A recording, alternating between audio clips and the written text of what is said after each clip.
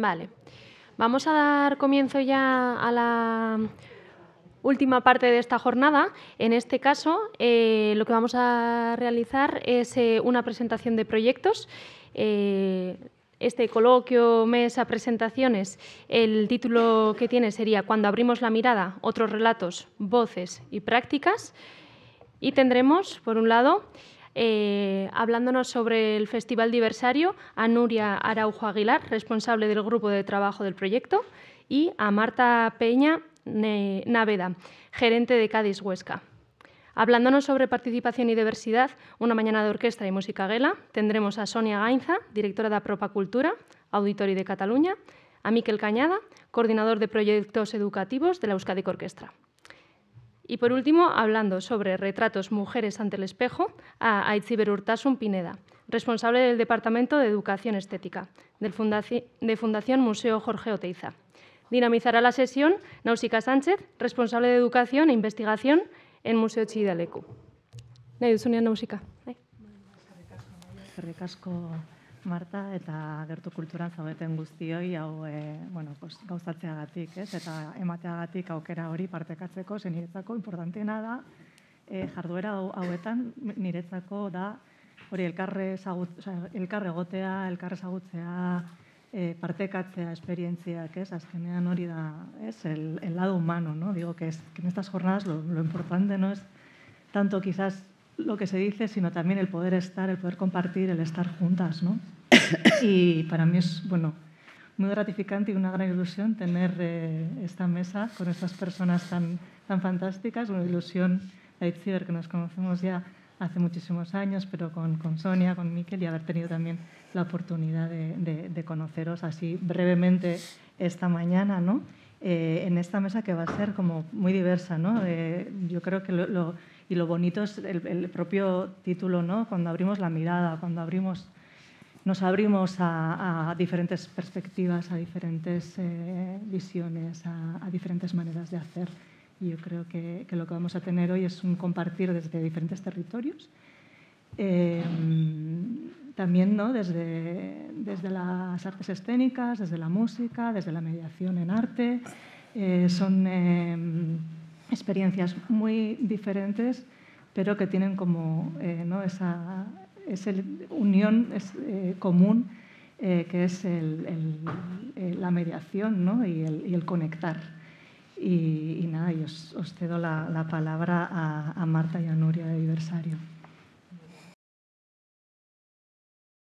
Eskerrik asko. Muchas gracias, Gertu Cultura, por invitarnos. Es un placer estar aquí hoy con todos y todas, por dar a conocer nuestro festival, obviamente, pero también por esta oportunidad que nos habéis brindado, ¿no? De todo lo que hemos aprendido a lo largo de esta mañana y las redes que creo que vamos a poder tejer gracias también a esta oportunidad. Bueno, vamos a intentar… Mi compañera Nuria no está hoy en su mejor momento, la pobre está afónica. Y es una pena porque la verdad es que a Nuria le gusta hablar y cuenta las cosas muy bien.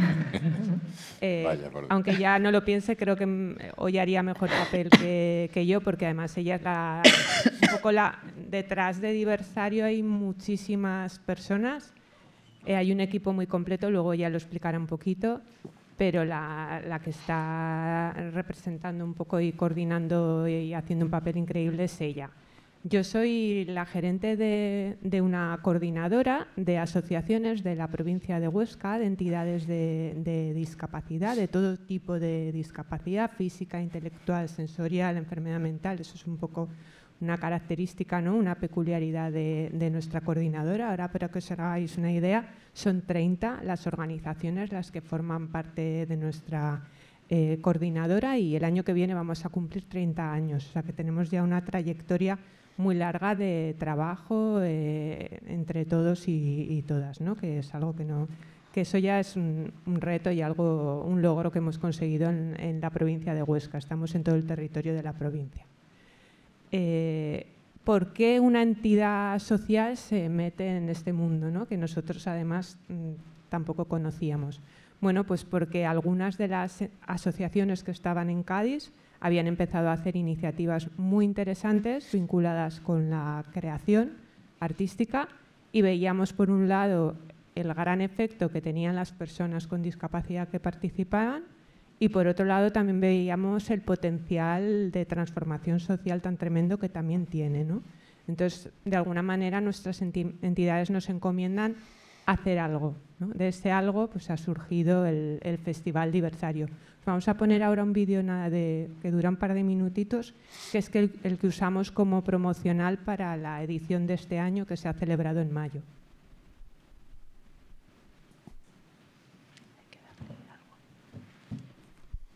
Tenemos que hacer algo.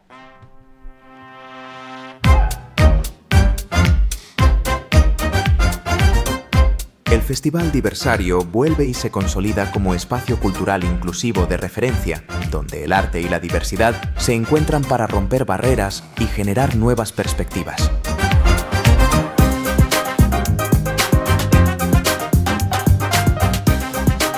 En esta sexta edición, el festival sigue apostando por la creatividad, ofreciendo una programación innovadora con exposiciones, espectáculos, encuentros y talleres diseñados para inspirar y transformar.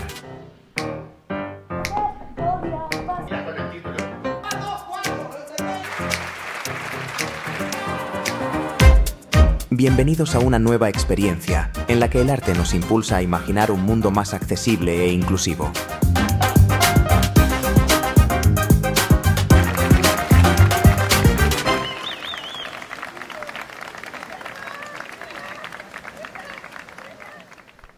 Bueno, así para que os hagáis un poquito una idea, ¿no?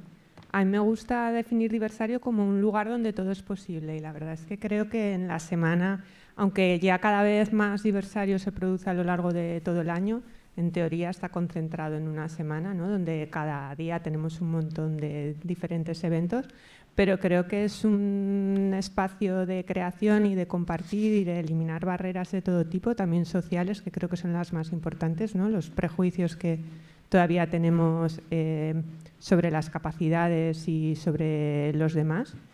Y aunque en un primer momento era una unión o una colaboración entre nuestro sector, que es el de la discapacidad y la cultura, cada vez estamos llegando o pretendemos llegar también a más colectivos en riesgo de exclusión y a toda la ciudadanía en definitiva, ¿no? No sé, ¿me funciona el micrófono? Sí. Vale. Bueno, pues como me ha introducido mi compañera Marta, no es mi mejor voz, pero es la que tengo ahora en este momento. Bueno, pues como comentaba Marta, detrás de todas estas imágenes que hemos visto y de todos estos años que llevamos, Diversario nació en el 2018 dentro de un marco europeo también y dentro de un proyecto que se llama Huesca Más Inclusiva, en el que se trabajan distintas áreas y una de ellas era la participación social y cultural. Y como ha dicho Marta, nos encomendaron la labor de hacer algo en el tema de la cultura del arte y ese algo se transformó en Diversario. Detrás de este proyecto, de este festival, hay un trabajo pues muy potente de un grupo de personas que intentamos aunar las dos fuerzas que presumimos nosotros en nuestra provincia, que es la cultura y el arte, con el mundo de la diversidad. Y de ahí nace Diversario. Participamos de la mano personas del área de la cultura de la Diputación Provincial de Huesca, del Ayuntamiento de Huesca, personas vinculadas al mundo de la cultura de la ciudad y del arte, musicoterapeutas y también personas vinculadas al mundo de la diversidad, distintas entidades que llevan en cabeza proyectos artísticos. Y desde el 2024 intentamos traernos a este festival otros agentes culturales y artísticos. Se sumaron el Conservatorio Profesional de Música de Huesca y la Escuela de Arte. La Escuela de Arte, que es promotora de estas camisetas y este merchandising que llevamos todos los años. Como he dicho, Huesca queremos que sea una ciudad, pues me imagino que como muchas otras, inclusiva y el arte forma parte de esta inclusión, ¿no? También, como ha dicho Marta, la inclusión no existiría si no trabajábamos con todos los públicos. Entonces, desde el inicio hemos intentado abordar un poquito muchos colectivos y desde luego, pues, poniendo en cabeza nuestro colectivo, el líder, que es la diversidad y la dependencia y las personas con dependencia, y nos hemos ido llevando a otros públicos como personas en situación de vulnerabilidad, público de adolescentes, jóvenes, niños y atraer a todos los profesionales del sector de la cultura y cualquier persona que quiera acompañarnos. Bueno, sí, simplemente... ¿Se oye? Sí. Ha comentado también Nuria, ¿no? Surge en el 2018 gracias a un proyecto POCTEFA que estábamos llevando a cabo en ese momento con unos socios franceses, en un primer momento con una vertiente transnacional. Luego vinieron las ediciones de 2019 y lamentablemente pues llegó la pandemia. Entonces en el 2020 no se pudo hacer en Francia, tal y como estaba previsto, y ya sufrimos un parón hasta el 2023, que ya lo hemos retomado con un carácter anual. Ahora ya de forma fija lo hacemos una vez al año. Y bueno, pues uno de los cambios más fuertes también, ¿no?, ha sido el cambio de nombre que os decíamos. Al principio hablábamos de Festival de Creatividad y Discapacidad, ahora ya hablamos de Festival de Creatividad Inclusivo, ¿no? Que creo que, bueno, que es fruto también pues, de todo el cambio que vas también como organización experimentando, ¿no?, gracias a todo este proceso. Y este año, como os decíamos, en mayo ha tenido lugar la 6ª edición. Bueno, pues intentamos programar todas las disciplinas que podemos. Intentamos también, como han dicho algunos compañeros y compañeras antes, que haya muchos talleres y que el público participe en los talleres. Para nosotros, artistas, cualquier persona que participa en estos talleres creando algo, ¿no? Y dar esa oportunidad y crear entre todos, pensamos que es algo también muy importante. Este año, por daros alguna cifra, pues estamos hablando ya de más de 3.000 participantes, que para nuestra provincia es un dato muy importante, con un montón de artistas, ¿no? Y también hemos incluido una programación especial para gestores culturales, orientada precisamente a la accesibilidad, ¿no?, de la que antes nos ha hablado también Enar, porque pensamos que es fundamental que los gestores culturales conozcáis la accesibilidad y no nos conformamos con que Diversario sea lo más accesible posible, sino que queremos que toda la programación cultural de nuestra provincia lo sea. Bueno, pues siguiendo un poco con el tema de poder llegar a todos los territorios y poder atraer a Diversario a distintos agentes, para nosotros es muy importante aliarnos con la gente que trabaja con nosotros. Bueno, pues como os he dicho antes, en el 2024 se sumó el Conservatorio de Música, la Escuela de Arte, y este año 2025 hemos tenido una experiencia muy interesante, muy bonita, con la ESDA, que es la Escuela Superior de Diseño de Aragón, en el que alumnos de esta escuela, junto con un grupo de personas de nuestras entidades, hemos trabajado una exposición que ha sido la que hemos inaugurado este año en Diversario. Este trabajo, la verdad es que, bueno, aunar pues eso, el arte, el diseño, el ver trabajar jóvenes que muchos de ellos no tenían vinculación con el tema de la diversidad, nosotros salir de nuestros entornos, irnos a una escuela, trabajar en el aula, hacer todo el proceso. Bueno, pues yo creo que estamos todos de acuerdo y yo creo que lo han comentado las compañeras anteriormente, está muy bien el resultado, pero lo que hay, el proceso que muchas veces no se aprecia si no lo vives de forma directa, pues es la riqueza, yo creo que de compartir y de nuestro festival, ¿no? Entonces, bueno,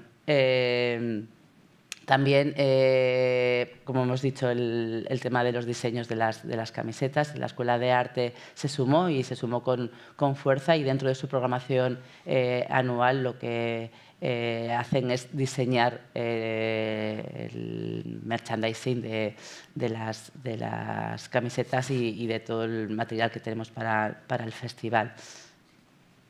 Bueno, pues una de las cosas que sacamos pecho de estas ediciones, últimas ediciones, es que cuando este grupo de trabajo que os hemos comentado, que nos juntábamos para programar y para ver qué hacíamos, bueno, pues veíamos que está muy bien ir buscando fuera, ir buscando cerca, pero ¿y por qué no buscar dentro, ¿no? O crear desde dentro? Y entonces cuando pusimos a hacer nuestras creaciones propias. Esto es una imagen del último espectáculo de creación propia que ahora vamos a comentar, que se llama El viaje. Desde el 2023 empezamos a crear, hicimos un espectáculo que se llama Normal, dirigido por un director y actor que se llama Alfonso Palomares, muy conocido en nuestra provincia y nuestra comunidad autónoma, en el que está formado por 23 personas con y sin diversidad, que salieron de un casting público que se hizo. Se hizo un casting a nivel de redes, de prensa local y provincial. Se presentó toda aquella persona que quiso y bajo las directrices de Alfonso Palomares y de la directora del festival, que no hemos dicho antes, Diversario tiene, aparte de nosotros estamos Marta y yo, bueno, mi compañera Bea, que está sentada ahí en el público, formamos parte de la organización, está la directora del festival, que es una persona que está vinculada directamente al mundo de la cultura. Ella es actriz, es directora también, y al final queríamos que un festival así estuviese liderado por alguien que entendiera, ¿no? que supiera del mundo de la cultura. Y bueno, pues surgió Normal. Después de Normal, pues viendo un poco el proceso y todo lo que había nacido de esa experiencia, creíamos que eso había que plasmarlo de alguna forma y nació No hay errores, que es un documental audiovisual que explica todo el proceso de lo que supone, de lo que ha supuesto, tanto para las personas que estamos dentro, que hemos estado dentro, como para el propio director, que tenía experiencia en muchas otras cosas, pero no había nunca dirigido un espectáculo de estas características, con personas diversas, con muchas personas, 23 personas, que no nos habíamos subido nunca al escenario. Hablo en primera persona porque yo formo parte de ese elenco. Y después, en el 2025, estrenamos El viaje. ¿Vale? El viaje habla sobre, estamos en escena las mismas personas, creo que hay un par de personas que cambian, y habla del viaje de la vida. Cada uno tenemos nuestro viaje, como hemos dicho al principio.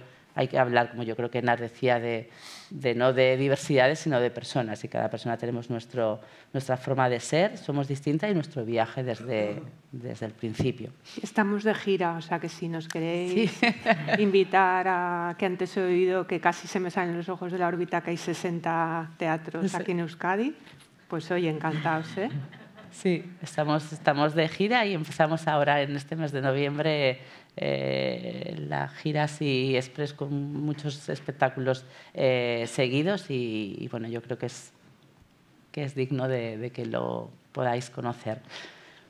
Bueno, lo que hablábamos de la participación, ¿no? La inclusión se hace cuando participamos todos e intentamos que Diversario, bueno, intentamos no, hacemos que Diversario sea partícipe y que se escuche en toda nuestra ciudad, en toda nuestra provincia. Y empezamos con la imagen. Nuestro festival tiene una imagen y esa imagen sale de una convocatoria que se hace a nivel de las 30 entidades que ha dicho Marta que forman la coordinadora. Muchas de ellas tienen talleres de artes plásticas y invitamos a todas las personas o a todas las entidades, a nivel individual o a nivel de entidad, que presenten su propuesta de imagen. Esas imágenes se reciben y el grupo de trabajo que he nombrado antes lo que hace es una selección de unas 3 imágenes finalistas. Estas imágenes se sacan a votación popular a través de las redes sociales. La gente vota, abrimos un periodo de semana, 2 semanas, la gente vota y al final sale la ganadora, ¿vale? Pues esta es la última selección que se hizo, las 3 finalistas que votamos, que elegimos la gente que formamos parte del grupo de trabajo, y al final, bueno, pues salió ganadora la del medio, y a partir de ahí es cuando se ha hecho el diseño de todo. Se hace desde el fotocall hasta el... Que no nos da tiempo a contar todo. Vale, pues todo. Después tenemos una convocatoria de propuestas artísticas. La programación que nosotros venimos haciendo salen de esta convocatoria que se hace. Entonces, ahora mismo está abierta la convocatoria para las propuestas del año que viene, el 2026. Se abrió a mitad el 3 de noviembre y se cierra el 19 de diciembre. Entonces, estáis invitados a que queráis acompañarnos, ya no solamente a ver como público, sino también a participar. Entonces, está en nuestra web y podéis mandar allí vuestra propuesta. El año pasado, bueno, este año 2025, se recibieron 133 propuestas. Y lo que os comentaba aquí del casting, las producciones propias que hemos hecho, tanto Normal como El Viaje, salieron eso de un casting público en el que se sumó todas las personas que quisieron y salieron ese elenco. Este año se volvió a hacer otro casting y con otro director diferente, porque la idea es que al final también desde el festival queremos también dar oportunidad a nuestra gente que tenemos, agentes culturales y gente que está metido en el mundo del espectáculo, y eso pueda también tener la oportunidad de poder vivir experiencias de este tipo. Entonces, bueno, ahora mismo están preparando lo que sería nuestro tercer creación propia de artes plásticas, de artes escénicas, que se estrenará en el próximo aniversario 2026. Y ya, el plan de accesibilidad. Acabamos. Hemos tenido este año el tercer plan de accesibilidad del festival, de accesibilidad e inclusión. Está colgado en la web de Diversario, así que lo podéis ver ahí de forma íntegra. Estas son las medidas que hemos incorporado. Este año hemos tenido medidas nuevas, como las mochilas, que bueno, ya hablaremos con ENAR, que parece que no son del todo perfectas, pero bueno, intentamos cada año introducir mejoras e ir aprendiendo. Y una de las cosas que ya os adelantábamos antes, que nos parece también muy importante, es promover lo que llamamos el efecto contagio de Diversario e impulsar a instituciones de nuestra zona para que incorporen medidas y planes, a poder ser, ¿no?, de accesibilidad e inclusión en sus festivales. Estamos trabajando con la Diputación Provincial de Huesca, con distintas instituciones a nivel comarcal y local, para que vayan implementando con el Festival Internacional de Cine de Huesca, por ejemplo, y con otras iniciativas para que nos copien directamente y hagan planes de accesibilidad a partir del nuestro. Y ahora, si nos da tiempo, vamos a poner un vídeo de 2 minutos. No sé. Ha sido estupendo. Diversario no deja de sorprendernos. Es un lugar en el que todo puede pasar. Ha sido un lugar de encuentro, que es lo que queremos. En esta sexta edición de Diversario hay de todo y todo bueno. Tenemos una oferta multidisciplinar de talleres con la posibilidad de hacer poesía, artes plásticas, teatro, danza, una actividad de pintura mural, una jam session, un poquito de todo y todos absolutamente inclusivos. Tenemos también el espacio para la reflexión, tenemos los encuentros Diversario. Este año lanzamos un taller específico para técnicos de cultura y programadores, y también una jornada de reflexión con una mesa de debate y una presentación de proyectos. También va a haber espacio para la exhibición, vamos a poder ver grandes espectáculos de danza, de poesía, teatro, la gran producción propia de Diversario que lleva por título El Viaje, dirigida por Alfonso Palomares. Así que podéis ver que hay un poquito de todo y todo bueno como en botica. Hay muy pocos espacios como Diversario, ya estamos hablando a nivel estatal, y es necesario mantener y ampliar redes, conocer qué se está haciendo en otros sitios, reflexionar, y Diversario de alguna manera alumbra ese futuro y nos da también pautas de hacia dónde queremos ir.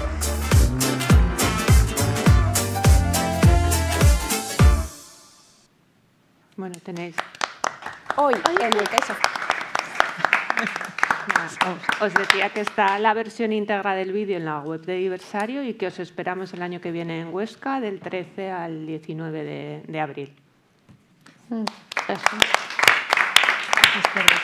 Nuria y Marta, esperemos poder acercarnos a ese festival, que es más que un festival. O sea, habéis hablado de una serie de temas que van desde la gestión, desde la creación, la mediación. Bueno, luego, si tenemos tiempo, yo creo que podíamos tratar todos estos temas. Y nada, y sin más paso la palabra a Sonia, que viene de otro territorio, bueno, y a Miquel, que yo creo que ahí vais a unir. Juntos. Estáis en el mismo juntos terreno musical, aunque de diferentes territorios. Y bueno, porque desde hace... Uy, qué fuerte hablo. Desde hace 13 años nos conocemos, entonces hemos ya trabajado un poquito juntos y nos hacía ilusión explicar cómo habíamos aprendido, al menos yo, bastante de ellas. Simplemente comentar que ha sido muy interesante ver cómo las experiencias anteriores, o sea, como todos estamos hablando de iniciativas que han salido de una zona de confort, ¿no? O sea, las mediadoras, las creadoras de la mesa anterior, ¿no? Tan interesante. Y ahora, desde una entidad, una federación, una coordinadora social, cómo se pone así a hacer estos proyectos. Y yo creo que nosotros vamos a hablar desde la cultura, ¿no? Desde también cómo romper esta zona de confort y hacer lo que toca, un poquito, pero desde las orquestas y, en este caso, yo os hablaré desde el auditorio. Nosotros, desde el 2000... Bueno, puedes empezar a poner, si quieres, alguna en 2 minutos. Desde el 2006 habíamos empezado con Gerto Cultura en Barcelona, en el auditorio. Allí le llamamos Apropa Cultura. Y, en definitiva, estaban viniendo pues, muchos públicos no habituales, y, por tanto, de todos los que habéis mencionado en vuestros festivales, ¿no? Personas en riesgo de exclusión y también con discapacidad y diversidad. ¿Y qué pasaba? Que nos pedían que no era suficiente como públicos, que ellos querían participar, crear, hacer cosas en otros horarios, es decir, empezaron a pedirnos más cosas, ¿no? Que imagino que es lo que ocurre siempre, ¿no? Ahí puedes estar receptivo, ¿no? Y en aquel caso nos hablaron ya del proyecto que existía con Miquel en la Euskadi Orquesta y me puse en contacto con él, lo adaptamos y entonces podéis empezar a poner... Empezamos simplemente, la verdad es que es tímido, pero ha movilizado muchísimas cosas, ¿no? Y es que en el horario de la mañana, entre semana, donde la Orquesta Sinfónica de Barcelona estaba ensayando en puerta cerrada, pues empezamos a traer entidades, sobre todo de discapacidad intelectual, que era el colectivo que también trabajaba, y tenían una oportunidad de hacer un taller con un musicoterapeuta, que podían tener instrumentos de orquestas y para ello era un momento fantástico de creación, participación. Luego, los músicos de la orquesta, en la pausa del ensayo, tenían una interacción con ellos, tocando para ellos y desmitificando un poco lo que son los artistas y un encuentro informal, y después podían escuchar el ensayo de la orquesta, ¿de acuerdo? De aquí lo que me interesa mencionar básicamente es que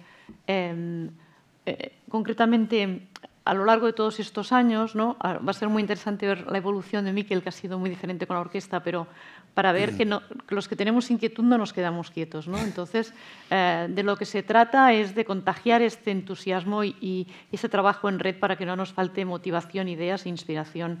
Entonces, este proyecto que había nacido en el auditorio en el 2012, que al final pues venían muchos públicos y para muchas personas era la primera vez que entraban en el auditorio, escuchaban una orquesta, tocaban un instrumento, sentían que les gustaba. Por supuesto, a partir de aquí los educadores, pues, lleva hay 1 hora sin gritar. O sea, es decir, pasan cosas, ¿no? Con el arte, no hace falta que esto es debate ya conocido. Lo interesante es que ha habido un efecto, digamos, de propagación, ¿no? con esfuerzo, pero también porque ha habido mucha complicidad. Y actualmente son 11 las orquestas y cameratas catalanas que están haciendo esto mismo en diferentes partes del territorio. Y ya no solo con personas con discapacidad, sino de otros, esta palabra que no nos gusta, que son colectivos, pero que al final es donde tienen atención diurna entre semana personas con problemas de salud mental, personas que están en diferentes situaciones de rehabilitación, adicciones, etcétera. En definitiva, también hemos mezclado a veces en estas sesiones todas estas diferentes personas, pero nos parece que era una manera también de salir de la zona de confort. Y aquí he querido ser yo primero la que entraba, porque creo que el trabajo de Miquel con la Euskadi Orquesta es un trabajo de una profundidad muy interesante que... Escuchando a Nuria estaba pensando... Sonia. Perdona, Sonia. Es que es muy tarde, tenemos hambre y la inteligencia ya empieza a fallar. Querida Sonia, ¿cómo han cambiado las cosas en estos años, en estos 13 años, ¿no? ¿Cómo ha cambiado el contexto cultural Y la realidad que nos encontramos hace 13 años, o sea, esto que estábamos haciendo era súper pionero, y era Sí. bueno, pues la punta de lanza de muchas cosas, ¿no? Entonces, efectivamente, nosotros también en Euskadi Orquestra llevamos muchos años trabajando junto a Plena Inclusión Euskadi, con FEBAS, Plena Inclusión Euskadi, haciendo talleres en los que músicos de la orquesta participan tocando, también participan alumnos del máster de mediación, gestión y difusión musical de Musikene. Y llegamos a un punto que nos dijimos, como ha dicho Enar esta mañana, decir, qué bonito hacer los talleres, pero ¿por qué no los incorporamos a la creación artística, ¿no? Y entonces nuestro proyecto, que se llama Musika Saleak, es con el que hacemos 30 talleres en Euskadi, 10 en Gasteiz, 10 en Donosti, 10 en Bilbo, en Gasteiz con la red de teatros que también pilota Marta Monfort. Entonces dijimos, a ver, ¿qué hacemos para que los derechos culturales sean efectivos de verdad, para que estas personas tengan oportunidades y desde una mirada diferente, que hasta entonces actuamos, y por eso digo que hemos cambiado mucho, como qué majos somos de Euskadi Orquestra, qué bien sabemos lo que necesita todo el mundo, que les vamos a ofrecer esto, que es fantástico y tal, ¿no? Y tuvimos que hacer un cambio muy grande mental para decir, vamos a escuchar a las personas, vamos a ver qué podemos hacer con ellas y vamos a partir de sus capacidades, no de lo que a nosotros nos gustaría, ¿no? Entonces, en esa dinámica creamos Musika Tantak, que en castellano quiere decir gotas de música, y esas imágenes que veis ahí, que son pues, diferentes gotas y diferentes capacidades y diferentes cuerpos y diferentes formas de moverse y de expresarse, ¿no? Y montamos un espectáculo musical con 8 músicos profesionales de Euskadi Orquestra, cuya meta es tocar con el máximo virtuosismo posible, con 8 artistas con discapacidad. Nosotros seguimos utilizando ese término, discapacidad intelectual y del desarrollo. Y montamos un espectáculo a partir de las capacidades de cada uno de esos jóvenes artistas. ¿Por qué? Porque en esta experiencia de estos 13 años hemos aprendido que la mayoría de los músicos con discapacidad que hay en Euskadi, que conocemos, se expresan y hacen toda su labor musical en su habitación. ¿Por qué? Porque no les damos ninguna oportunidad. Estamos hablando mucho hoy, pero vamos a las cifras. Es que no les estamos dando oportunidades para que puedan realmente evolucionar como artistas en la medida en que ellos puedan evolucionar como artistas, como cualquier otro, por otro lado, pero no hemos creado esos cauces, no hemos creado ese camino. Entonces, bueno, pues iniciativas que vamos viendo van en ese sentido, pero tenemos muchísimo trabajo que hacer. Bueno, creamos Musika Tantak. Vamos bien, ¿no? Bien. Y entonces lo estrenamos precisamente en el Teatro Félix Petite de Gasteiz y en esta casa para un público familiar y un público abierto. Entonces, claro, vinieron todas las familias y fue un exitazo maravilloso. Todo fenomenal. Pero dijimos, bueno, ahora con esta producción la vamos a ofrecer al público escolar. Nosotros hacemos cada año 4 producciones para escolares en Euskadi Orquestra para unos 8.000 niños. Entonces dijimos, vamos a proponer al público escolar de tercer ciclo de educación primaria y primer ciclo de secundaria. Hicimos una preparación previa con el profesorado, por supuesto, una guía didáctica. Cuando iba a empezar los conciertos yo los tenía aquí, porque, francamente, o sea, a ver, estamos proponiendo cuerpos diferentes, capacidades diferentes,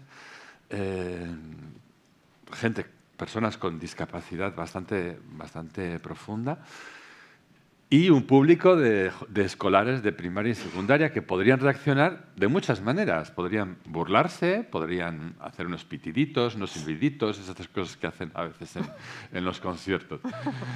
Y bueno, pues la reacción del público ha sido tan extraordinaria, de los niños y niñas que asistieron, en la manera en que apoyaron el concierto del principio al final de esas personas, y cómo fue transformador para todos, para los músicos de la orquesta, para los niños y para los jóvenes con discapacidad que participaron, para el personal administrativo, para el personal de sala.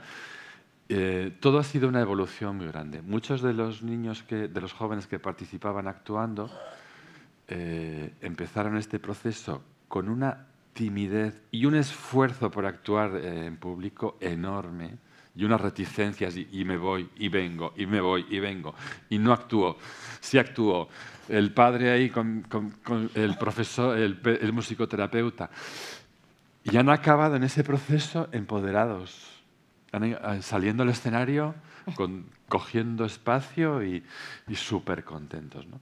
Entonces, bueno, pues que para nosotros ha sido, creemos que hemos roto una barrera al ofrecer a los escolares un concierto en el que la diversidad estaba por todas partes, y me he dado cuenta y hemos tomado conciencia todo el equipo de que nuestros jóvenes y nuestros niños son extraordinarios y son igual más capaces que nosotros de asumir esta realidad con total normalidad. Quizás que nosotros, que tenemos muchos más prejuicios adquiridos, ¿no? Entonces, bueno, pues decir que como entidades públicas, creo que es nuestra obligación ofrecer este tipo de talleres. También hemos trabajado, ya estoy viendo los instrumentos alternativos que se usan en esos talleres, también desde Euskadi Orquestra y desde el máster de mediación y gestión y difusión musical de Musikene hemos trabajado en ir investigando en instrumentos accesibles, porque una persona con parálisis cerebral igual no puede tocar el violín, pero puede tocar un instrumento tecnológico, como decía también Enar, con un software o con pulsadores. Hay que investigar y hay que proponer instrumental musical también en función de cada una de las posibilidades que tengan las diferentes personas, ¿no? O sea, y también decir que me he quitado también un vicio. Esto me ha venido muy bien en todo este proceso. El tema de la calidad musical, de la excelencia. Me lo he quitado encima y ha sido una liberación enorme. O sea, el proceso, lo que le pasa a una persona en uno de esos talleres escuchando un violín o experimentando, ese proceso ya es súper valioso. Si llegas a un resultado artístico que sea el suyo, o sea, que sea el resultado de esas personas, no el mío. Y me he tenido que comer mi ego también en eso, ¿no? Porque dije, ¿no vamos a hacer algo más? Pues no. Vamos a hacer lo que esa persona puede hacer y sobre eso vamos a trabajar. Y ahí se queda. Y ahí cuesta también a veces convencer a tus jefes, a tus gerentes, que dicen, hombre, aquí vamos a brillar. Bueno, pues eso. Un poquito era eso lo que quería decir. Y lo que queríamos también era un poco que los que representan aquí, los gestores culturales, ¿no? Pues eso, ¿no? Animar a que todo es posible trabajando en red, inspirándonos y verdaderamente, sí, y apoyándonos entre todos, desde luego que sí. Un placer.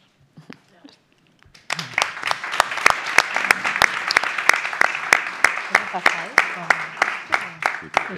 Es que ricasco, Sonia y Miquel, por sacarnos también de esa zona de confort, que creo que aquí todos y todas las que estamos saliendo continuamente de nuestras zonas de confort y estando en lugares donde quizás no nos corresponden, pero donde también nos sentimos a gusto, ¿no? Pues le paso la palabra ahora a Aitziber. Bueno, egunon de Arratsaldeon, ya no sé muy bien dónde estamos. Agradezco muchísimo la invitación a Marta, a Agrocultura también, y agradezco la paciencia de haber aguantado hasta el final a todas las que estáis aquí, que yo sé que estáis muertas de hambre. Voy a intentar, dentro de también mi propio cansancio y mi hambre, que también soy humana, ser lo más breve posible. Que sepáis que voy a tener hoy pesadillas con el cartel este de 10 minutos, porque ya llevo desde que hemos empezado viéndola ya a mi lado y ahora ya ser la última es lo que tiene, ¿no? Marta empezaba la jornada hoy con algo que me ha estado resonando y que alguna compañera también ha dicho, de que es muy importante a veces trabajar con 1.500 o 2.500 personas, pero igual de importante es trabajar con 10. Bueno, yo hoy os vengo a contar una de esas historias de 10 personas. Es una historia de amor entre mujeres que surge en un lugar muy poco dado al amor entre mujeres, que es este lugar que algunas y algunos conoceréis, que es el Museo Oteiza, en Alfuza, en Iruña, bueno, cerca de Iruña, en Navarra, que es donde yo realizo parte de mi trabajo. Hago muchas otras cosas, pero parte de mi tiempo lo dedico a este museo. El proyecto que quería compartir hoy con vosotras es un proyecto que surge de la necesidad de salir de este bloque de hormigón que yo habito permanentemente, ¿no? Desde que entro por la mañana hasta que me voy, intento no irme demasiado tarde, pero a veces no es posible. Bueno, a este museo, como a todos los museos, nos surgen o nos llegan peticiones de somos tal asociación y queremos una visita guiada o queremos, no sé si hay algún taller, alguna actividad. Eso es lo habitual en cualquier departamento de educación como el que dirijo yo en el museo. Bueno, pues en una de esas solicitudes, en lugar de una solicitud por teléfono o un simple mail, a mí me llegó un mail de una residencia, que es esta residencia pequeña, que es una residencia de mujeres. La residencia se define como residencia de mujeres con discapacidad, es así como ellas lo definen, y no me llegó simplemente una petición de una visita guiada, sino una petición de una visita guiada con una foto de todas ellas, que me hizo como mucha gracia, ¿no? Y ahí empezó un poco esa historia nuestra de amor. Desde hace mucho tiempo en el museo intentamos desarrollar proyectos que superen ese bloque de hormigón, un concepto del que hemos hablado muchas veces en otras jornadas, que es el concepto de museo líquido. Es decir, tener la capacidad no solamente de abrir las puertas a eso que llamamos públicos, sino tener también la necesidad, las ganas de salir del museo para encontrarse con esos públicos, ¿no? Y en el caso del Museo Oteiza, que se encuentra en un espacio muy cercano a la ciudad, pero al mismo tiempo dentro de un valle, hay muchos espacios que son bastante desconocidos para nosotras, ¿no? Yo lo suelo explicar siempre de esta manera. La foto que tenéis ahí del museo es una foto que tenemos en la web y que se ha replicado en muchas publicaciones. Y una mañana, subiendo hacia el museo, me di cuenta reflexionando sobre cómo podía salir del museo y qué quería hacer fuera de él, me di cuenta de que esas carreteras, que siempre las pensamos como las carreteras que dan acceso al museo, también eran carreteras de descenso, y sobre todo que eran carreteras que conectaban con la comunidad y con ese valle. Es decir, que de alguna manera ese bloque de hormigón había llegado allí no solo para habitar el valle, sino para ocuparlo y de alguna manera para colonizarlo, porque Alfuza es un pueblo minúsculo. Por lo tanto, hoy que también está sobre la mesa este concepto de los derechos culturales, tenemos la obligación también de salir de este bloque de hormigón y bajar esa carretera e integrarnos en esa comunidad y transformarnos en un árbol en lugar de ser un edificio que abre, ¿no? Y esas carreteras en mi cabeza empezaron a ser estas raíces de árbol con las que yo he desarrollado desde el museo muchos proyectos. Esas raíces de árbol tienen que ver mucho con este lugar en el que yo me sitúo también como artista y educadora artística, ¿no? Que es esta cita que ha envejecido tan mal.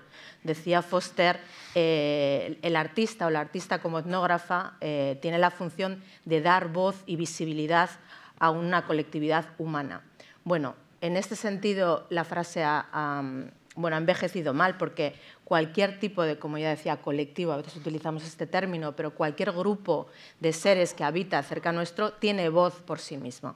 No necesita que nosotras le demos voz. Lo que necesita es que nosotras compartamos su voz con la nuestra y de ahí generemos esas raíces y esos nutrientes que transformen el espacio cultural, sea museo, sea centro, lo que queramos, en un árbol vivo con raíces, ¿no? Y esa es un poco la situación de este proyecto. En esta historia aparece un artista que es algo conocido por estas tierras guipuzcoanas, llamado Jorge Oteiza, que decía esto, que es muy obvio, pero que en la práctica no sé, yo creo que no es tan evidente. Decía, la obra de arte no educa, la obra de arte es una herramienta espiritual para servirnos de ella y una herramienta, una máquina, no educan. Hay una educación, sí, para servirnos de la herramienta. Si esto que planteaba Oteiza fuese así, los museos no seguirían siendo espacios tan herméticos, tan elitistas, tan sagrados. El Museo Oteiza es uno de ellos. Tú entras en la sala y todo está tan perfectamente colocado que te da miedo hasta toser, ¿no?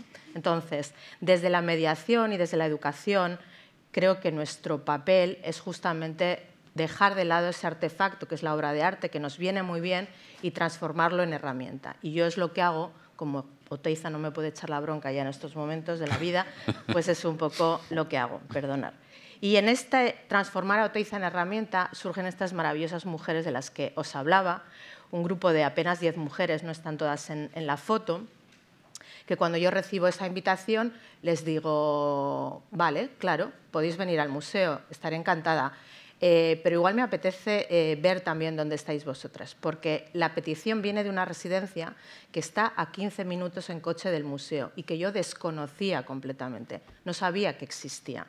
Entonces me acerqué con el coche, fui a verlas, las visité. El primer impacto fue brutal porque la residencia es muy antigua, es un espacio muy duro de habitar. El olor, la falta de luz, todo era profundamente duro, pero ellas me recibieron con la mejor de las sonrisas y estaban súper emocionadas y querían hacer algo, pero no sabían muy bien qué. Y aquí empezó la historia de amor entre ellas y yo, entre el museo y ellas, y planteamos un proyecto abierto que sigue todavía en curso. Yo les invité a venir al museo y realizamos diferentes visitas al museo desde un punto de vista importante, y es que fuimos muy poco a poco habitando el museo. Las visitas las hicimos o las organicé a puertas cerradas, es decir, sin público, como si fuesen ministras, como los políticos de esta mañana, VIPs totales, a puerta cerrada. Vinieron en varias ocasiones, nunca habían estado no solo en el Museo Oteiza, nunca habían estado en un museo y viven a 15 minutos de allí. Entonces fue todo maravilloso, ellas estaban impactadas, estaban todo el rato diciendo, qué bonito, qué limpio está todo, qué tal. Bueno, y esas visitas al museo fueron una forma de conocernos poco a poco, porque la realidad es que el grupo, aunque sea pequeño, es muy complejo. La mayor parte de ellas tienen un deterioro físico importante, tienen un deterioro cognitivo importante, algunas se pueden expresar oralmente, otras no. Entonces, bueno, todo esto hacía que el proceso de trabajo fuese complicado y necesitábamos pasar mucho tiempo juntas. En este proceso de visitar el museo coincidió que en ese momento... Uy, 5 minutos. Bueno, pero hablo de Oteiza, me das 5 más, ¿no? Bueno, coincidió que esta pieza que veis en pantalla, que es un retrato que Oteiza realiza a su mujer, a Itziar Carreño, estaba en exposición en el museo. Entonces, bueno, decidí que podía ser un buen punto de partida para trabajar con ellas. Y el punto de partida, de arranque, la herramienta que íbamos a utilizar fue el retrato de Itziar. Y a partir de aquí empezamos a realizar diferentes búsquedas desde el retrato. Nos fotografiamos a nosotras mismas, se autofotografiaron, nos dibujaron a las otras compañeras, dibujaron a Itziar, hicimos diferentes propuestas que siguen abiertas desde el retrato. Y hay un elemento que es importante en esta historia de amor que os estoy contando, y es que, aunque esta imagen que os he mostrado es una imagen muy hermosa, muy bonita, la realidad de todas estas mujeres con las que estamos trabajando en estos momentos es una realidad muy compleja. La residencia Elcano no es una residencia de mujeres en última etapa de su vida. Es una residencia que empezó en origen como una pequeña residencia de monjas que recibía a niñas o adolescentes que habían sufrido maltrato, violaciones en sus propias familias, etcétera, y que eran recibidas allí, y muchas han pasado toda su vida allí. Hay algunas dentro del grupo que entraron con 16, 17 años, porque habían sido violadas por su hermano, por su padre, situaciones muy duras, y que ahora tienen 60 y 70 años y siguen viviendo allí. Entonces, ese nexo de unión de la historia de amor entre Oteiza y Itziar, o qué significa la pareja, qué significa el amor, es algo que también ha vertebrado un poco todo el proyecto. Cada una ha contado sus cosas en el momento que las ha querido contar, y algunas... Yo conozco sus historias, pero no me las han contado directamente. Es decir, esto no ha sido una sesión de terapia grupal, sino que el retrato de Itziar y yo hablarles de Itziar, a ellas les ha permitido hablarme de diferentes maneras, ¿no? Plásticamente no puedo entrar en detalles, pero ha sido muy interesante también ver lo rápido que han crecido. Cuando yo llegué a la residencia me encontré con ese concepto tan habitual, por cierto, en las residencias de mayores, que es infantilizar el trabajo de los mayores desde el arte. Entonces, lo que hacían principalmente era colorear fotocopias que les daban. Esa era su única realidad con el mundo de la plástica. Y a partir de empezar a proponerles trabajar con diferentes materiales, nos hemos dado cuenta que tienen una capacidad enorme. Y lo importante, porque sí que me importa esto, es que sus propias asistentes sociales, las propias trabajadoras de la residencia, se han atrevido, más allá de los talleres que realizan conmigo, a integrar otros materiales, a utilizar otros materiales. Y me llaman, oye, Itziber, es que hoy hemos hecho cosas con plásticos, fenomenal. Y ya la fotocopiadora ha dejado de estar sonando todo el rato y eso ha estado muy bien. Dentro de este reto tan enorme, quiero ponerlo sobre la mesa, también ha habido un reto de romper con mis propios miedos. Una de las grandes artistas del grupo es Carmen. Carmen es esta mujer que tenéis aquí, que es sordomuda, no sabe tampoco el lenguaje de signos, lo único que sabe escribir es su fecha de nacimiento. Y cuando me dijeron le gustaría participar en el proyecto, yo sentí un miedo atroz. Atroz. De hecho, en las primeras sesiones no dormía a la noche porque pensaba que no iba a ser capaz de comunicarme con ella. Pero al final, con eso que ha salido tantas veces aquí, con el afecto, con la empatía, con el cariño, hemos ido como generando un nexo. Y ahora cada vez que yo entro por la puerta de la residencia, Carmen empieza a gritar porque su mundo ha cambiado. De repente puede expresar algo, ¿no? Porque llevaba décadas pintando fotocopias de colores, no hacía nada más en la residencia. Y hay algo que también me importa de todo esto, que de alguna manera se ha dicho, pero lo quiero remarcar ya que me toca ser el coche escoba de todo esto, y es que en estos procesos de utilización del arte como herramienta de transformación social es muy importante también que valoremos cómo nos transforma también a las propias mediadoras, ¿no?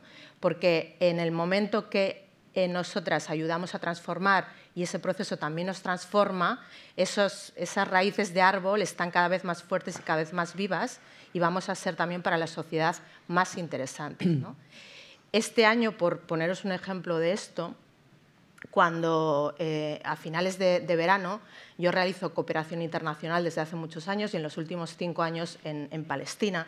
Estaba en un campo de refugiados de Palestina, no tengo que explicaros lo complejo a nivel psicológico y físico que es eso, y en el móvil me entró un vídeo y un audio. Recibí un vídeo y un audio de ellas que estaban en Galicia en la playa porque les llevan una semana todos los años a la playa. Antes de irme a Palestina yo les había explicado que me iba a un lugar, que estaba en guerra, un poco así, ¿no?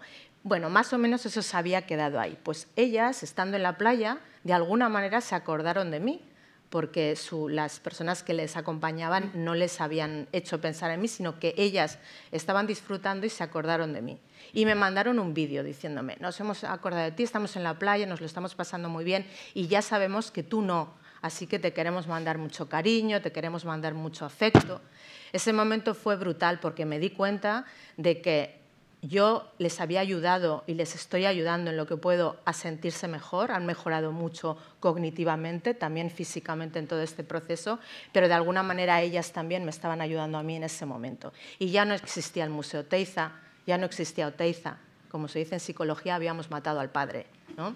Y estábamos nosotras y ese efecto y ese afecto sigue y es ese concepto el que quería dejar hoy como marcado, ¿no? Que trabajemos para una institución o para otra, para un lugar o para otro, las personas tienen que estar por encima de esas instituciones y eso es lo que va a generar que el árbol sea más fuerte. Lo he hecho bastante rápido, ¿eh? Muy bien, bravo. Lo has hecho muy bien.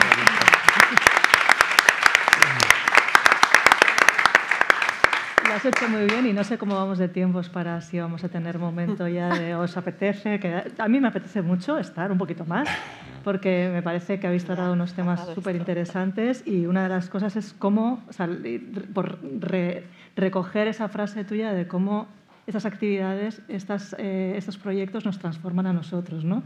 Nosotros también, bueno, yo sé, es que vengo de Chillalecu y en Chillalecu yo creo que cada vez que hacemos este tipo de programas, ¿no?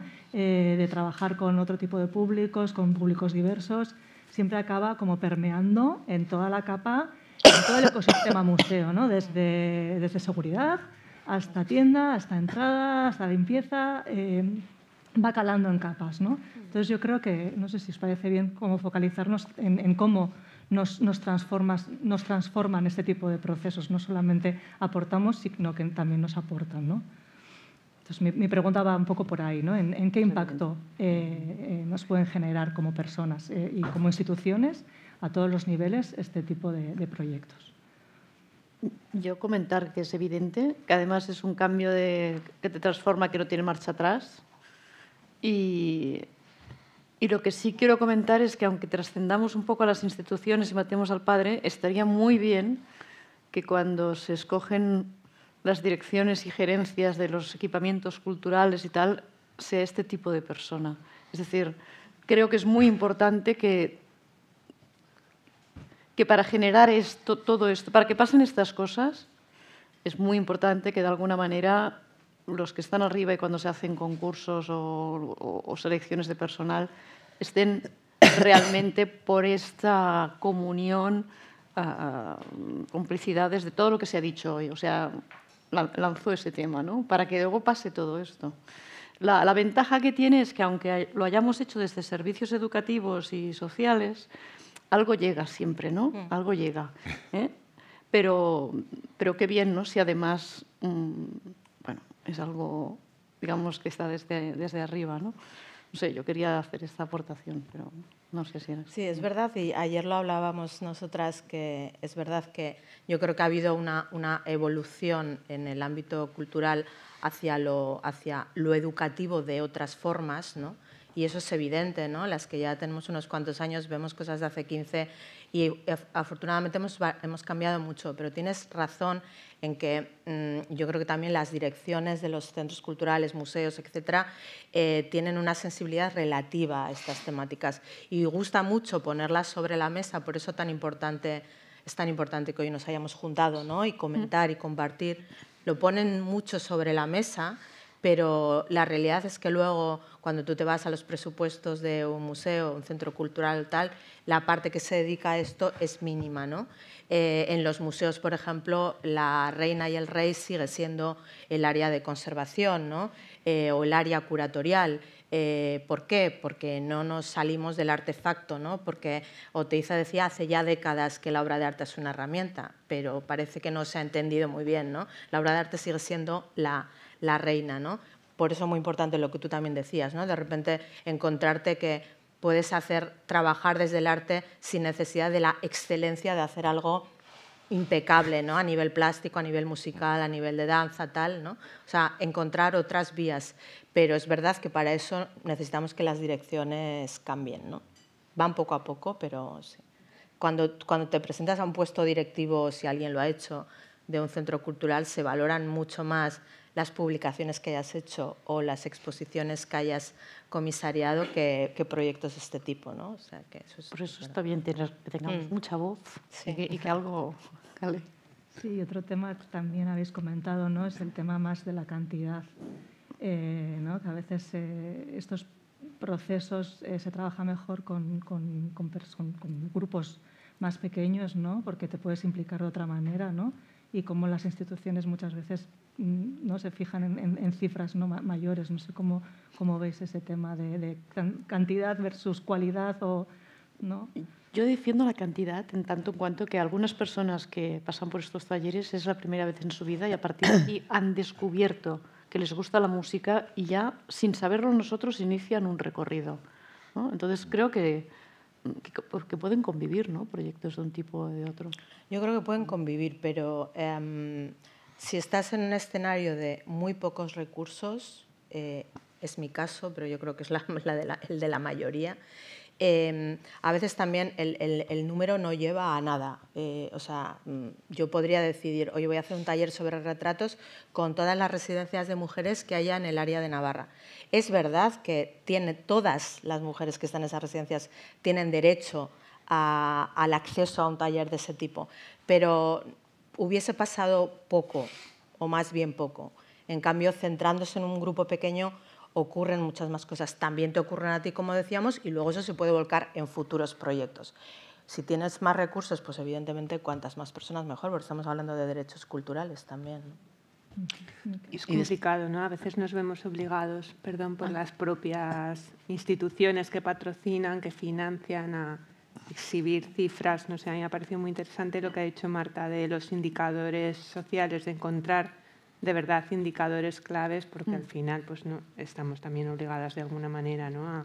a reportar y a medir el impacto de todo lo que hacemos. Pero bueno, que está claro que ya sabemos, si has puesto en marcha alguna iniciativa de esto, pues cómo nos transforma a todos y todas, ¿no? Y bueno, hemos visto experiencias increíbles y solo eso, lo de una persona, pues ya merecería la pena, ¿no? Pero que al final tenemos que ser capaces también de vender o de explicar bien a los demás, pero la gente tampoco, si no ha pasado por esto, pues no sabe, ¿no? De verdad el impacto que tiene. Entonces, bueno, pues estamos un poco siempre ahí en el equilibrio de saber explicar bien lo que estamos haciendo, de saber vender, porque al final nos tenemos que vender, ¿no? De alguna manera para conseguir recursos para esto. Y creo que es muy interesante lo que, ¿no? el ir trabajando en... Bueno, y hablaremos, Marta, que nosotros también estamos un poco en esa línea de investigación, ¿no? También de alguna manera tener datos irrefutables sobre el impacto que esto supone. Miquel, que querías también empezar. Sí.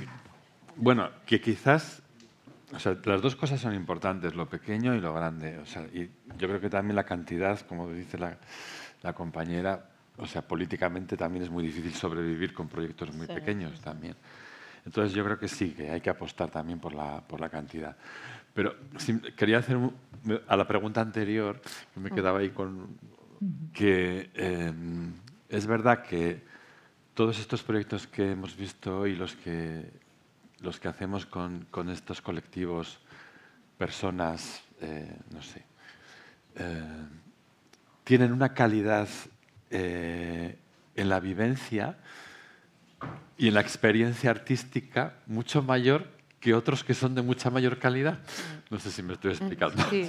Que puedes escuchar a la Orquesta Sinfónica de Viena ahí tocando los valses vieneses y todo eso y vivir una experiencia. Pero de repente una experiencia como la que tú has contado o vosotros son de un impacto personal mucho mayor.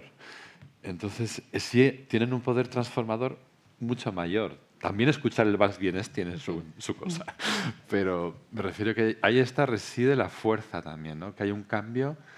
En un taller pueden pasar 1000 cosas que son increíbles, ¿no?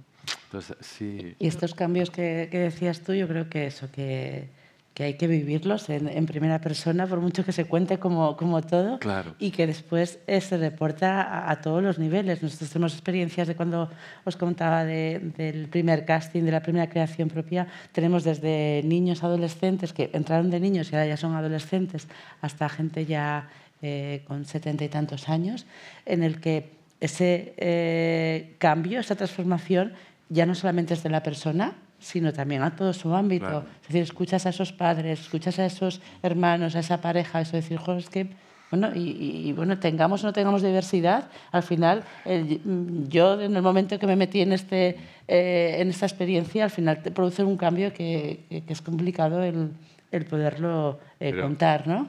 Y también para ellos el impacto es enorme. Porque yo en talleres como estos que estábamos hablando, he tenido la experiencia de llamarme de la asociación y decirme, oye, que ha llegado Pepito del taller, que no había sonreído en 10 años y ha venido con la sonrisa del lado de la cara. ¿Qué habéis hecho? O sea, que también para ellos... Sí, es lo que decía, ¿no? Y para la familia. Es decir, al final tenemos personas que dicen, es que esta persona, desde que está viviendo esta experiencia, es que es otro comportamiento en casa, en su entorno laboral o escolar. Y iba a decir algo que se me ha ido. Pero bueno, que la verdad es que hay que vivir ese Tenemos que llevar a los gerentes a los talleres, sí. A los jefes y a los políticos. Que sí, hay que llevarlas, porque si viven la experiencia ya se van a callar la boca y van a soltar el talonario. Sí, no, quizás uno de los retos es también eso, lo que tú hablabas, ¿no? De cómo medir ese impacto, ¿no? Y cómo hacer esas evaluaciones de proyectos para poderlos mostrar. Eso también hay que relajarse un poco, ¿eh? Sí, pero... Hay que relajarse un poquito con eso. O sea, a ver, ¿por qué no medimos el impacto de la gente que viene a un concierto del Cursal, que vienen 1.500 personas? ¿Tenemos que medir el impacto de lo que han vivido? Pues bueno, han venido, han pagado la entrada, pues ya está, ya tenemos información. Es que medir el impacto de... O sea, a mí me... Quizás no es la palabra, es más... No, pero es que es un tema que sale... De ver cómo... Evaluar los proyectos, el impacto, vale, pero es que ¿hasta dónde los puedes evaluar?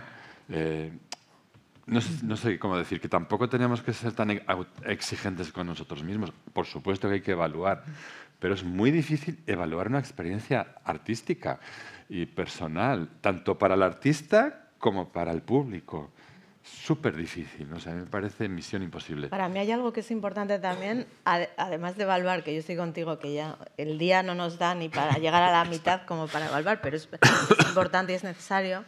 Yo creo que también sé que lo repetimos muchas veces, pero creo que no lo practicamos demasiado, y es contar la parte mala de los proyectos que estamos haciendo, es decir, un poco la oscuridad. Quiero decir que yo os puedo enseñar 30 fotos de Carmen ahora feliz y abrazándome y diciéndome, o sea, y viendo el impacto que eso ha tenido y cómo nos queremos y nos amamos, pero yo creo que también es importante deciros, contar, ¿no? El miedo que pasé, el absoluto terror que me daba llegar a la residencia y mirarla a la cara, porque sentía que no iba a ser capaz de trabajar con ella, porque yo sentía que no tenía herramientas para hacerlo. Porque esos miedos creo que todas las que trabajamos en estos contextos los hemos tenido alguna vez. Entonces, en la felicidad te sientes acompañada, pero sentirte acompañada en el miedo yo creo que es muy interesante. Entonces, está muy bien que nos encontremos en jornadas de ese tipo también para contarnos estas cosas, ¿no? Para decir, oye, va bien el proyecto, pero joder, qué mal lo pasé el primer mes, o me pasó esto o lo otro, ojalá te hubiese tenido a ti o a ti o a ti. Yo creo que está bien que compartamos también eso. Un poco de terapia grupal también viene bien. Muy bien eso.